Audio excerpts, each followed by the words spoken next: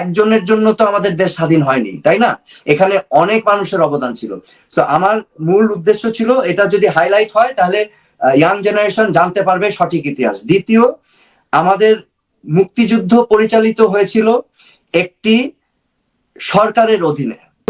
যন্তর মন্তর ঘরের প্রোপাগান্ডা নিজেই খেয়ে নিজে বসে আছেন। আমি আপনাদেরকে বলছি, বিবেককে জাগান, বিবেককে জাগান এবং ন্যায়ের পথে আসেন, because this was not right. যেটা হয়েছে গত 15-16 বছর, এটা অন্যায়, এটা একটা জঘন্য ক্রাইম, এবং এটাকে আপনারা কোনোভাবেই সমর্থন করতে পারেন না। আমি পারবো না, অন্তত আপনারা যতই আমাকে গালি দেন আমি পারবো না, sorry, because this was a crime, this was a crime against Bangladesh, this was a crime against the people of Bangladesh.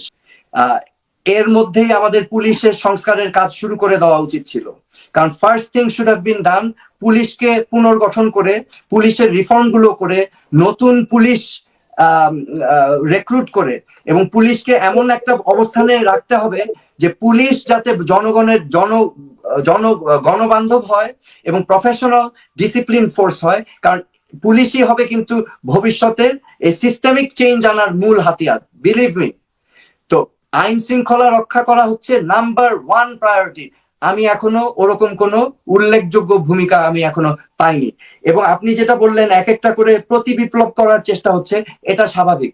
তো এটাকেও মাথায় রাখতে হবে। এটাকে মাথায় রেখে আরেকটু কঠোর হতে হবে সরকারের ইমেজটা হতে হবে যে সরকার কনফিডেন্ট, সরকারের ইমেজ হতে হবে সরকার যে জনগণ যেটা চায় সেই কাজ করছে, শক্ত হাতে সেই কাজটা করবে। তো আমি এখনো সেই লক্ষণ দেখছি না। সো আমি আমাদের সবার শ্রদ্ধেয় ডক্টর ইউনূস, আমাদের প্রধান উপদেষ্টা, ওনাকে আমি বিনীতভাবে বলবো আরেকটু শক্ত হতে হবে। দেশ এবং জনগণের কল্যাণে কোনটা করলে ভালো হয়, আমার মনে হয় এটা অনেক চিন্তা ভাবনা করে বিশ্লেষণের মাধ্যমে করাটা সমীচীন। আমি একটা আভাস পাচ্ছিলাম যে আপনি একটা রাজনৈতিক দল বা নতুন কোনো প্ল্যাটফর্মের দিকে যাবেন, এরকম কোনো সম্ভাবনা কি আছে? ভাই, আমি রাজনীতির ভিতরে আসবো না। হ্যাঁ, আমি বাংলাদেশের ভালো চাই। আমি একটা কাজ করছি এখন রাজনীতির বাইরে। আমি মানুষের স্বাস্থ্য এবং এই যে দেখেন আজকে যে চারিদিকে হসপিটাল, ক্লিনিক, ফার্মাসিতে ভরে গিয়েছে, মানুষ অসুস্থ হয়ে যাচ্ছে। আমি মনে করি মানুষের জীবনের সবচেয়ে মূল্যবান জিনিস হচ্ছে তার স্বাস্থ্য। আমি এই স্বাস্থ্য হেলথ সেক্টরে কাজ করছি এবং আমি এখানে অনেক স্যাটিসফ্যাকশন পাচ্ছি, কারণ আমার অবদানের কারণে অনেকে উপকৃত হচ্ছে। হ্যাঁ, তো আমিও মনে করি এটা আমি সেবামূলক কাজ করছি। তো এই সেবামূলক কাজের মধ্য দিয়ে আমি বেঁচে থাকতে চাই। আমি বাংলাদেশের নতুন প্রজন্মকে আমি তাদের ওয়েলউইশার, আমি তাদেরকে শুভ কামনা করছি, তারা যেন কামিয়াব হয়। বাংলাদেশটা অনেক বেদনা যন্ত্রণা দিয়ে এসেছে, অনেক ত্যাগ তিতিক্ষার মধ্যে দিয়ে, অনেক প্রাণের বিনিময়ে বাংলাদেশ এই পর্যায়ে এসেছে, এবং আমি তাদেরকে I wish them all the best, এবং আমি তাদের সমর্থন করব, কিন্তু আমি রাজনীতিতে আসবো না। এটাই আমার সিদ্ধান্ত। বিশ্বব্যাপী অনেক বিচ্ছিন্নতাবাদী আন্দোলন হয়েছে, 99% কোনো সুফল পায়নি। হ্যাঁ, আমাদের মুক্তিযুদ্ধটা পরিচালিত হয়েছিল একটি আইনি ভিত্তিতে, হ্যাঁ, একটি সরকারের অধীনে, এবং এই সরকারটা ইন্ডিয়ার সাথে সমতার মাধ্যমে কিন্তু ইকুয়াল ফুটিং এ কাজ করেছে। এটা নিয়ে পরে আমি আলাপ করব আপনার সাথে। সো এই সরকার গঠন যেদিন হয়েছিল 10ই এপ্রিল, আমি 10ই এপ্রিলকে রিপাবলিক ডে হিসাবে পালন করার দাবি করেছি। আচ্ছা, তৃতীয় দাবি ছিল যেটা আমি একটু আগে বললাম, যে আমাদের মহান মুক্তিযুদ্ধে অনেকের গুরুত্বপূর্ণ অবদান ছিল। আমাদের জাতীয় চার নেতা বঙ্গবন্ধু, ভাসানী সাহেব সহ সেক্টর কমান্ডারগণ, জিয়াউর রহমান সাহেব ছিলেন, মুক্তিযোদ্ধা, অনেক বীর মুক্তিযোদ্ধা ছিল যাদের অবদান ছিল। সকলের অবদানগুলোকে খোলাসাভাবে স্কুল কলেজের সিলেবাসে অন্তর্ভুক্ত করা, যাতে করে আমাদের নতুন প্রজন্ম তাদের ইতিহাসগুলো জানতে পারে, তাদের অবদানগুলো সম্পর্কে জানতে পারে। তা আমি এই 3 দফা দাবি নিয়ে গিয়েছি। প্রায় 2 বছর ধরে আমি 3রা নভেম্বর এবং 10ই এপ্রিল আমি এই আন্দোলন আর কি, মানে দাবিগুলো নিয়ে রাস্তায় নেমেছি। তো শেষবার যখন আমি প্রধানমন্ত্রীর কার্যালয় বাসভবনের সামনে গেলাম, গণভবন, আমি সিদ্ধান্ত নিয়েছিলাম যে আমি যাব না এই দাবিগুলো না মানা পর্যন্ত। তা আমি রাত্রে 12টা পর্যন্ত ওখানে যখন অবস্থান নিচ্ছি, শেষ পর্যন্ত উনি আমাকে ডাকিয়ে নিলেন গণভবনের ভিতর। তো সেখানে আমি বসে ওনার সাথে আলাপ শুরু হলো। তা আমি বললাম যে আপনি তো এটা করতে পারেন, এটা তো আমাদের মহান মুক্তিযুদ্ধর অ্যাসেট ওনারা, ঠিক আছে, এটা করলে তো দেশ উপকৃত হবে, এখানে ক্ষতিটা কোথায়?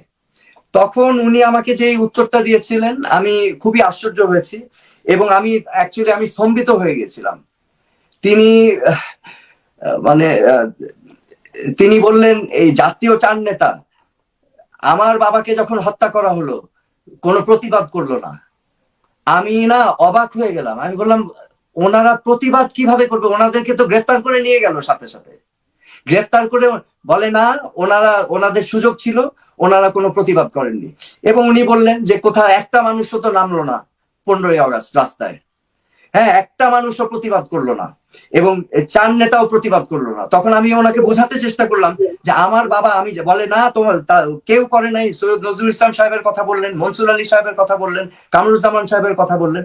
আমি বললাম দেখেন, আমি যতটুকু জানি, আমি আমার বাবারটা বলতে পারি। 15ই আগস্ট যখন ভোরবেলায় গোলাগুলি হচ্ছিল, আমি তো তখন ছিলাম, আমার বাবাকে দেখেছি আমি। আমাদের বাসা ঘিরে ফেলা হলো তার কিছুক্ষণের মধ্যে, ঠিক আছে, ঘিরে ফেলে আমাদের টেলিফোন লাইন কেটে দেওয়া হলো এবং আমাদেরকে গৃহবন্দী করে ফেলা হলো, উপরে অ্যান্টি এয়ারক্রাফট সিস্টেম বসানো হলো, ঠিক আছে। তো আমি বললাম আমার বাবা প্রতিবাদ করবে কোথায়, এখানে স্কোপটা কোথায়? তো এই নিয়ে অনেক তর্ক হলো। মানে তো আমি তো হতভম্ব হয়ে গেছি যে এটা ওনার ধারণা। তার মানে আমি তখন বলতে বাধ্য হয়েছিলাম, কিন্তু এই চার নেতা তো দেশের সাথে বিশ্বাসঘাতকতা করেনি, তারা জীবন দিয়েছে, they refuse to take cabinet post. তা আপনি কি বলছেন এগুলো কথা? সো এই ধরনের কথাই হয়েছিল, এবং আমি মানে কি বলবো, এটা আমার জন্য মানে এটা সাংঘাতিক। আই ওয়াজ ইন, যদি তারা ওইদিকে না যায় তাহলে লুক, আমি আপনাকে উত্তরটা অন্যভাবে দিই। গত 16 বছর যে সকল গুম, হত্যাকাণ্ড, হত্যাযজ্ঞ হয়েছে, এগুলোর সবগুলোর বিচার করতে হবে। যেগুলোর বিচার হয়েছে দরকার হলে পুনর্তদন্ত করে আবার বিচার করতে হবে। সঠিক বিচারের মাধ্যমে আমাদের প্রতিষ্ঠা করতে হবে ন্যায় বিচার। দ্বিতীয়, এই জুলাই আগস্ট বিপ্লব বা গণ অভ্যুত্থানে, বিপ্লব না, গণ অভ্যুত্থানে যে সকল মানুষ নিহত হয়েছে, যাদেরকে নির্মমভাবে হত্যা করা হয়েছে, প্রত্যেকটা মানুষের হত্যাকাণ্ডের বিচার করতে হবে। এই গত 15-16 বছর যে লক্ষ লক্ষ কোটি টাকা বাংলাদেশ থেকে পাচার হয়েছে দুর্নীতির মাধ্যমে, এই সকল ব্যক্তিদের বিচার করতে হবে এবং তালিকা করে বিচার করতে হবে। এই বিচারগুলো সম্পূর্ণ হলে তারপরে আসেন, যদি কিছু থাকে তখন আপনি ব্যান করতে যান। মানে আপনি মনে করছেন যে এই করলেই সব ভ্যানিশ হয়ে যাবে অটো? মানে সবাই তো যুক্ত, পা থেকে মাথা পর্যন্ত। আমি আমার আওয়ামী লীগের অনেকেই আমাকে এখন গালি দিচ্ছেন,